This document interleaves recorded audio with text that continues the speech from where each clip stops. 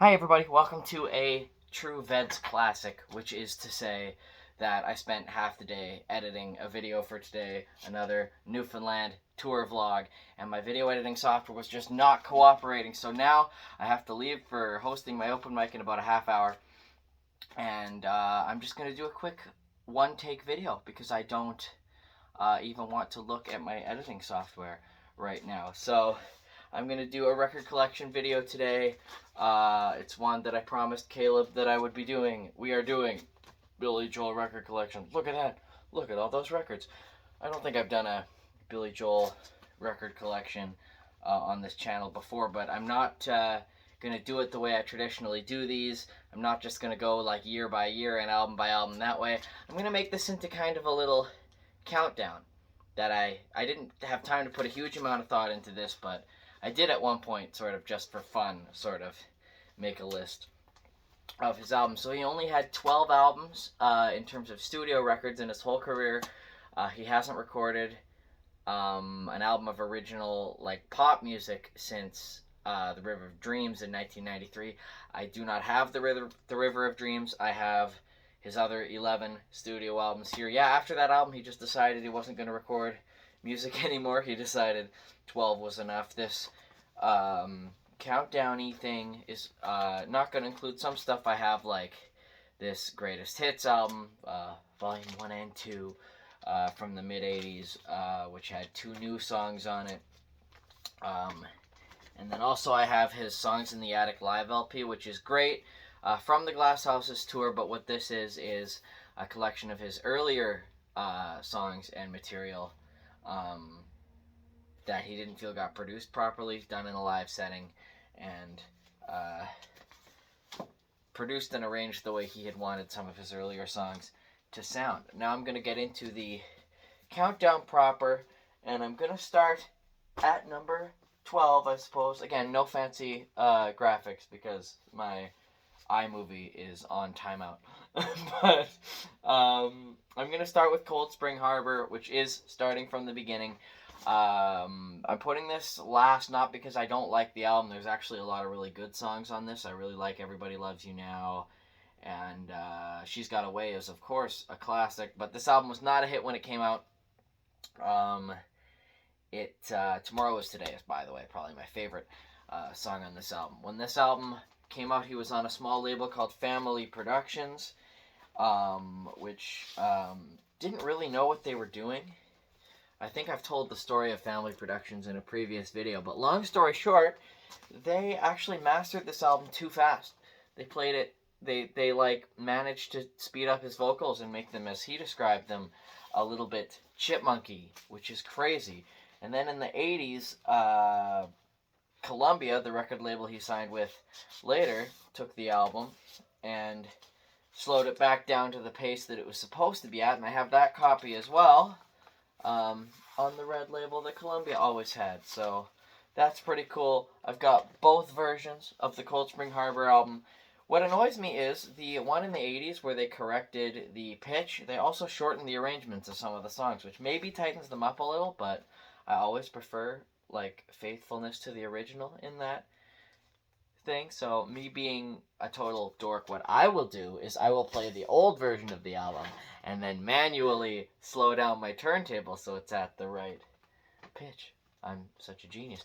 Number 11, I am going to put, like I was going to say, wish I could edit. Cold Spring Harbor is just my least favorite album of his by virtue of what came after and the amazing work he would do later and how much he grew as an artist. For number 11, I think I'm going to go with The River of Dreams. I've only heard the album all the way through once or twice, and there were only a couple songs that really stood out to me, the title track being one of them, and I don't want to say the whole album's forgettable. I could probably do to give it another listen myself, but it's not one that I tend to find myself going back to as much. That's his last album, The River of Dreams, from 1983. On to number 10, I am going to go with The Bridge. Excuse that there's just a price. I saw that there's little price stickers on a couple of these. I'm going to have to remove those. Anyway, The Bridge from 1986. Again, I'm not the hugest fan of his later material, just when you compare it to his early stuff. This album has the misfortune of starting with one of my least favorite songs on the album, Running on Ice. That always hurts an album when you feel that their first song isn't the strongest. I really love the song A Matter of Trust. He does still do it live from time to time. Of course, this has Baby Grand, which is his duet with Ray Charles. So again, not a bad album. Big Man on Mulberry Street, that's a good song. So again, Billy Joel just got 12 great albums. Just because this one winds up down my list. When it's down my list, I more so mean that when I'm going to pick what Billy Joel album am I going to play today, that's the one I'm going to pick 10th most. Number 9, one of his earlier albums, Street Life Serenade. This is his third album, the second from what you would call his LA period. He went from New York to live in LA and record in LA for 2 albums. His first 2 with Columbia. This is the second of those 2. And he was admittedly running a little short on material. There are a couple of piano... What am I trying to say? Some like a cappella. The opposite of a cappella. Just instruments. Instrumental, Graham. Again, wish I could edit. But he's got, a couple of instrumental songs.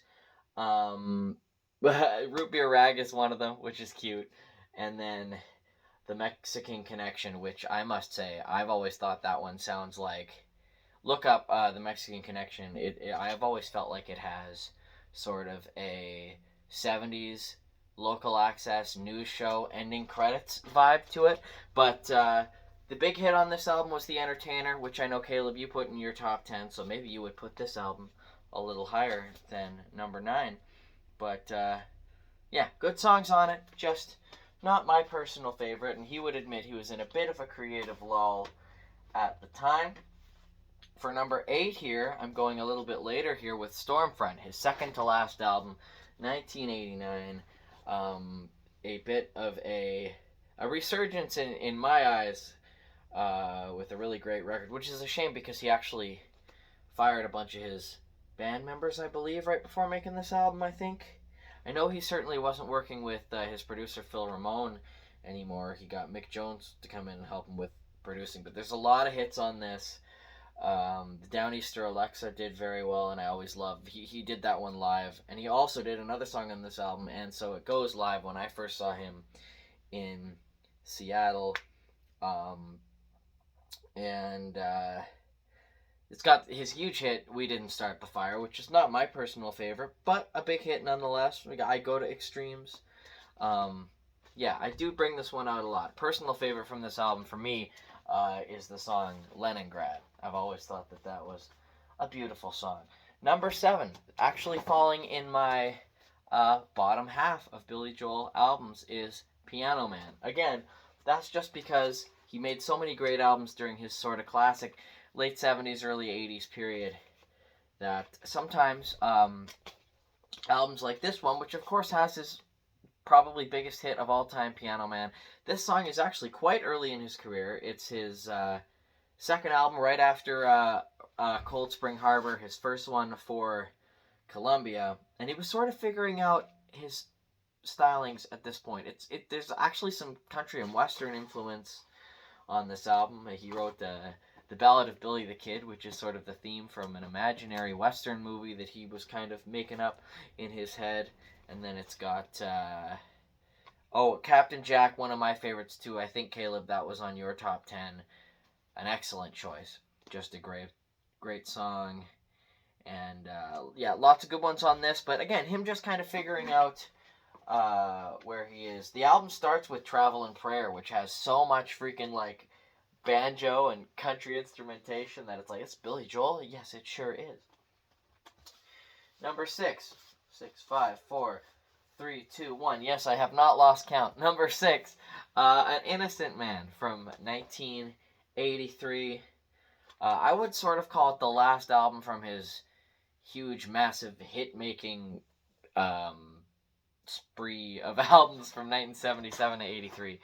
And for this album, he was trying to go back to basics. He just completed an album that I'm going to talk about in a second here, where he really spent like a year of his life poring over studio tracks and stuff to try to make as perfect as possible. And for this one, he did it more laid back. Every single song is, every song on this album is like an homage to one of his heroes. There is a list in here somewhere, but in any case, you can find it online. Every song is like he's imitating one of his heroes from the 50s or 60s. And I mean the hits on there: Uptown Girl, Keeping the Faith, and Innocent Man, The Longest Time, Tell Her About It. Like, most of the songs on this album were a big, giant radio hit for him. And now my top 5 here. My top 5. Number 5, some people might be surprised by how low this one's going for me. 52nd Street, with, of course, its 2 monster hits, Big Shot and My Life. And the album tracks on this one are just excellent. This is such a good album that it's amazing that, in my eyes, there are 4 even better ones from him. I love the song Rosalinda's Eyes, which he wrote for his mother. I really love the song Zanzibar, where you can just picture the smoky pub that he's singing about there. And yeah, very good album, right in the middle of his classic period, but he's got albums sort of surrounding it that I like even more. For number 4, I'm going to move forward a little bit to the Nylon Curtain. This is the album I was talking about just a moment ago when I said that he spent a year like poring over studio tracks trying to create the perfect album. He wanted to make his Sgt. Pepper, and it's the Nylon Curtain. He does a fantastic job. Side 1 is perfect start to finish. Allentown, Laura, Pressure, and Goodnight Saigon, which is the amazingly, it's kind of like depressing and uplifting at the same time. It's weird. It's a masterful ballad. I want to call it a power ballad, but it's not a power ballad in like the 80s, 90s big hair sort of. If you should go listen to that song right now if you haven't already. It's a really deep song about the Vietnam War. And it used to be that I loved side 1 of this album, and then I was like, but I don't like side 2 at all. But I've been coming around on it now. I love the song Surprises now. A Room of Our Own. Scandinavian Skies is fairly out there and experimental, but still very, very cool. He considers that in a lot of ways his magnum opus. So number 3 for me is going to be Turnstiles. This is before he added the final piece to the puzzle of like stardom, which was Phil Ramone, the producer I was mentioning earlier. But this is the first album to include his classic band, which had Liberty DeVito on drums and Doug Stegmeyer on bass, Russell Javers on guitar, Richie Canada on sax. I'm missing 1 or 2. Sorry about that, but some of the great songs, the ones that he would play live all of his life, are on this. Miami 2017. And I've actually been starting my set with Miami 2017, thanking people for listening to a I don't know if it's obscure. It's not an obscure Billy Joel song, but it wasn't a big hit. And then after that, I'll be like, here's a more popular one, and I'll do New York State of Mind. So I've been doing lots of stuff from Turnstiles in my recent concerts. Just such a good album. And then my top 2, my ultimate favorites. This one's the world's favorite, and my number 2. I know, controversial. It's The Stranger. And, I've been, you know what song I've been trying to cover, and I might show you guys before Veds is over. I've been trying to cover scenes from an Italian restaurant, the 8 or 9 minute, like, epic multi, movement-y song, on this album. Such a brilliant song and such a complex one. And then everyone knows all the hits. Moving Out, Just the Way You Are, Only the Good Die Young, She's Always a Woman. Vienna is making a resurgence lately. I feel like Vienna, these last few years, I've heard more people talking about that song than, like, when I was growing up, I thought, you never hear that song on the radio or anything. But I guess as more people pick up that album through the years, that song gets its due resurgence, as Caleb, again, talked at length about that song because it's so great. But he didn't talk much, as I mentioned in the comments, about Glass Houses, my favorite Billy Joel album of all time, which oddly enough, it turns out it was like my dad's favorite Billy Joel album of all time. He was like, oh man, I used to just ride around in, like, I think he was driving a convertible at that time, listening to this album, and I was like, same, except without the convertible part. I love this whole album. Um, like I said, my dad loves it, and part of the reason I love this album is probably because it was in my parents' car a lot growing up. They had this habit of playing the same CD, just leaving it in their car for like a year or two, and it would just play ad nauseum. And this is one of the few albums that I didn't get totally sick of. Um, there's 3 or 4 songs on side 2 back to back that are just like perfection for me.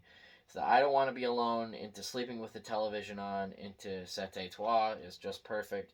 And then All for Lena, one of my favorite songs of all time that ends outside 1. And then you got the hits that really front load this album from the top, starting with You May Be Right, Sometimes a Fantasy, Don't Ask Me Why, and then it's still rock and roll to me. So it's got its hits on the first side, it's got some of my favorite Billy Joel deep cuts on the second side, and I have managed to ramble for 16 minutes. I do wish I could put a little more time into this video.